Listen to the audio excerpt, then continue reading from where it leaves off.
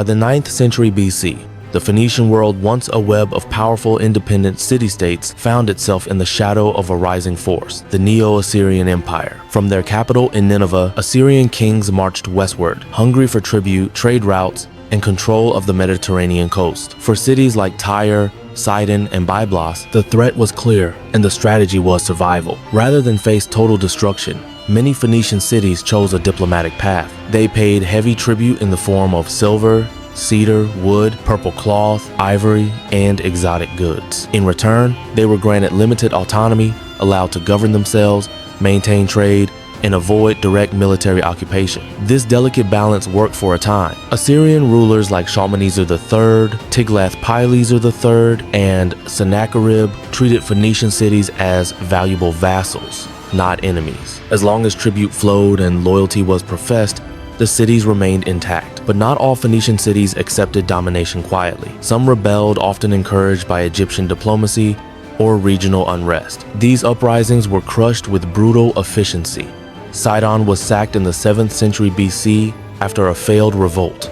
Its king was flayed, and its population deported. Tyre endured multiple sieges but often negotiated its way out. Despite the pressure, Assyria rarely annexed Phoenician cities outright. Their main goal was economic control, not colonization. As long as the ports remained open and tribute continued, the empire was satisfied. The Assyrian period tested the resilience and adaptability of Phoenician diplomacy. Through tribute, negotiation, and occasional resistance, the cities of Phoenicia survived, scarred but intact under the shadow of empire.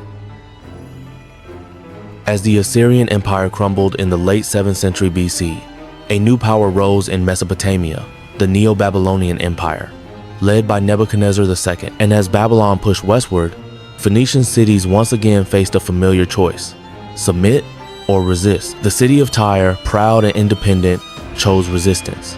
Around 586 BC, Nebuchadnezzar launched one of the most remarkable sieges in ancient history, a 13-year blockade against the fortified island city of Tyre.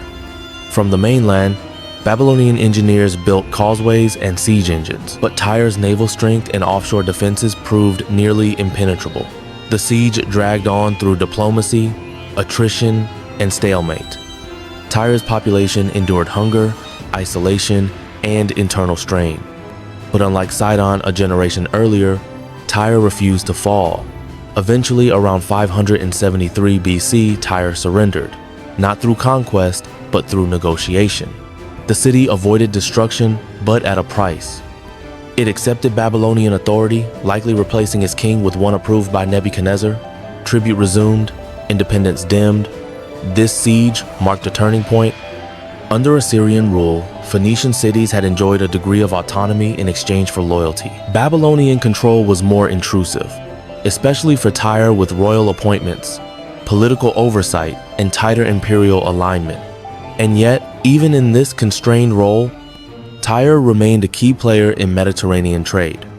Its resilience during the siege became legend, referenced even in later Greek and Hebrew texts. Tyre had survived another empire, but the age of independent Phoenician city-states was fading fast. In 539 BC, the Babylonian Empire fell to a new power, the Achaemenid Persians, led by Cyrus the Great. With this conquest, Phoenicia quietly shifted from one empire to the next. But under Persian rule, Phoenician cities didn't fade, they thrived. The Persian kings valued the Phoenicians not just for trade but for their ships. Under Cambyses I, Darius I, and Xerxes, Phoenician city-states like Tyre, Sidon, and Arwad became vital partners in imperial strategy.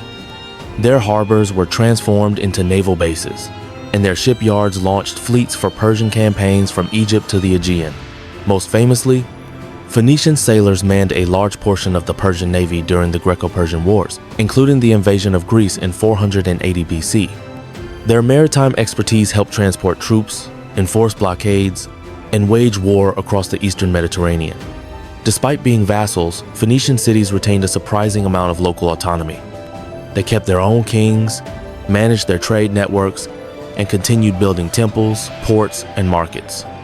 In return for loyalty and naval support, they were allowed to prosper. Sidon, in particular, became a cultural and artistic center during this time, producing elegant sarcophagi, monumental temples, and intricate coins. Tyre remained a major trade hub, linking east and west through goods, languages, and diplomacy. For over 2 centuries, the Phoenicians served the Persian Empire not as slaves, but as strategic allies indispensable for their ships, skills, and seafaring knowledge. They weren't free, but they were relevant. And in an imperial world, relevance meant survival.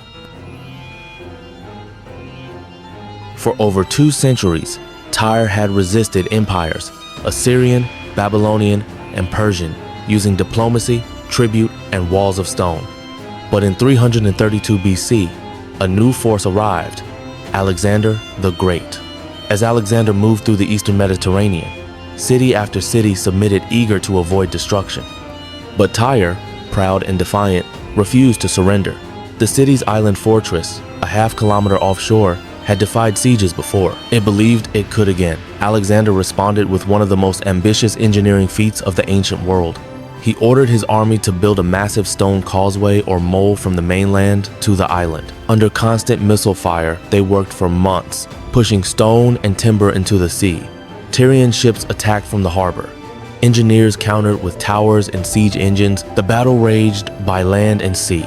For 7 brutal months, the siege dragged on, one of the bloodiest of Alexander's campaigns. In the summer of 332 BC, the mole reached the walls. Alexander's forces broke through. The city fell. What followed was catastrophic.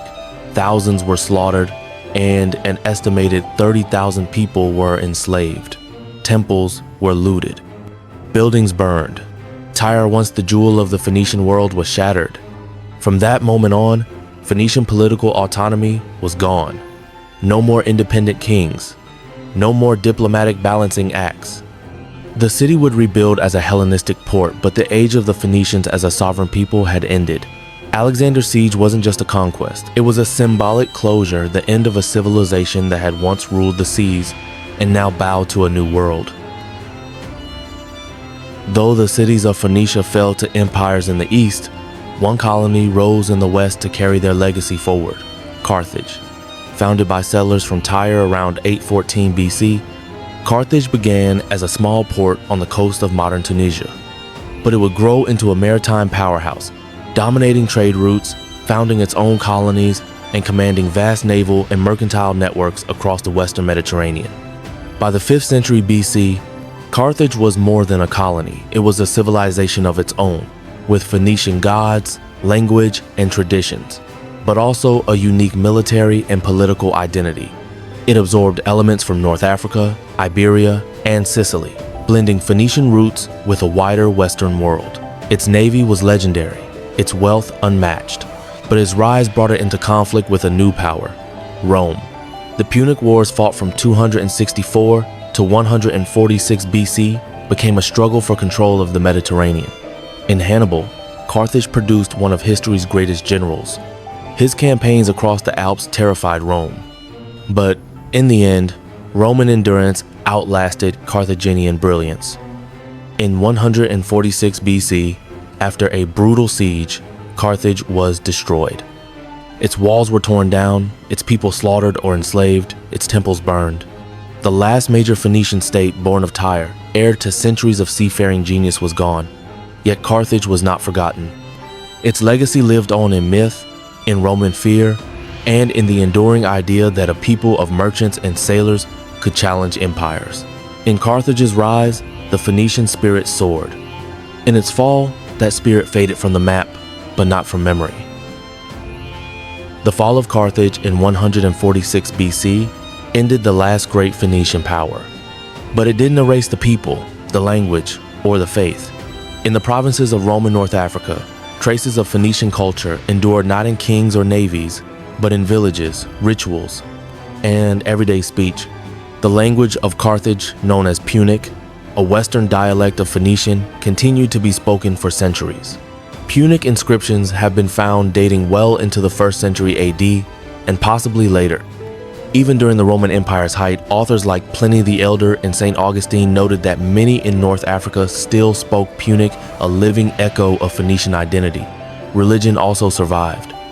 Despite Roman temples and imperial cults, local populations continued to worship Baal, Hammon, Tanit, and other Phoenician deities, sometimes blending them with Roman forms. Altars, stelae, and funerary markers in Punic script still appear alongside Latin epitaphs.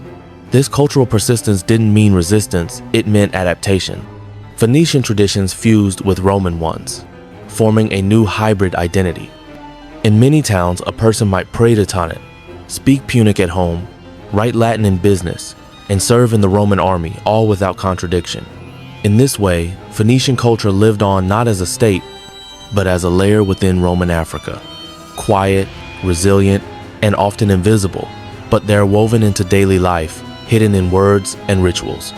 The empire may have conquered Phoenician cities, but it never fully silenced the Phoenician voice. Though the Phoenicians never built an empire, their influence reached farther and deeper than most who did. The most enduring legacy was their alphabet, born around 1050 BC, just 22 simple consonant signs carved on stone and inked on papyrus. That alphabet passed to the Greeks, who added vowels, and from there to the Etruscans, Romans, and much of the modern world. It also influenced Hebrew, Aramaic, and ultimately Arabic. In almost every letter we write today, there are echoes of Phoenician hand, but their impact didn't end with writing. As master shipbuilders, the Phoenicians perfected the byrame, a swift and agile vessel suited for long-distance trade and coastal warfare. Their deep-keeled cargo ships connected Egypt to Iberia, Sicily to the Levant, creating the first truly pan-Mediterranean commercial network. In navigation, they pushed farther west than any of their contemporaries, reaching Morocco, Britain, and possibly even the Canary Islands. Legends spoke of Phoenician captains who circumnavigated Africa centuries before the Portuguese. They introduced or refined glass blowing, metalwork, and the famed Tyrian purple dye extracted drop by drop from Murex sea snails.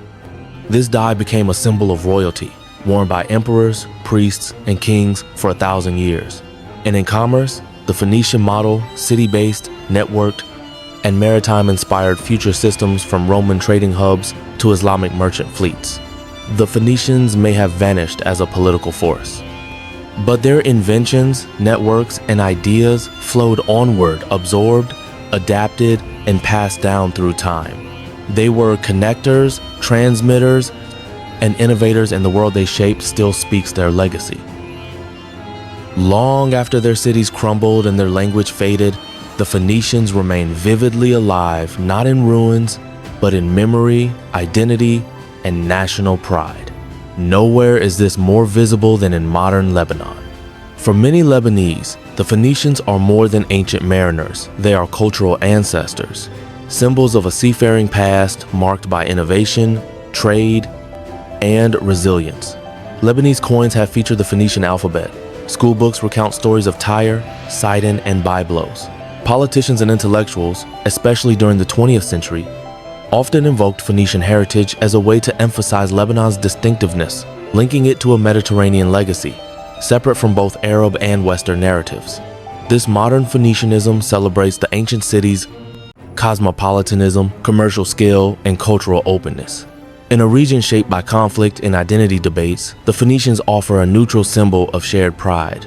But historians also raise cautions. Ethnic and cultural continuity across 3,000 years is complex. While there's some linguistic, geographic, and archaeological linkage, the idea of an unbroken line from Phoenician to modern identity risks oversimplifying history. The Phoenicians were never a single nation. They were a web of city-states, shaped by Canaanite roots, Egyptian influence, Assyrian control, and Greek reinterpretation. To claim them too rigidly is to miss what made them great: adaptability, hybridity, and exchange. Perhaps their truest legacy is not bloodline or border, but a spirit of connection, of moving between cultures, languages, and worlds.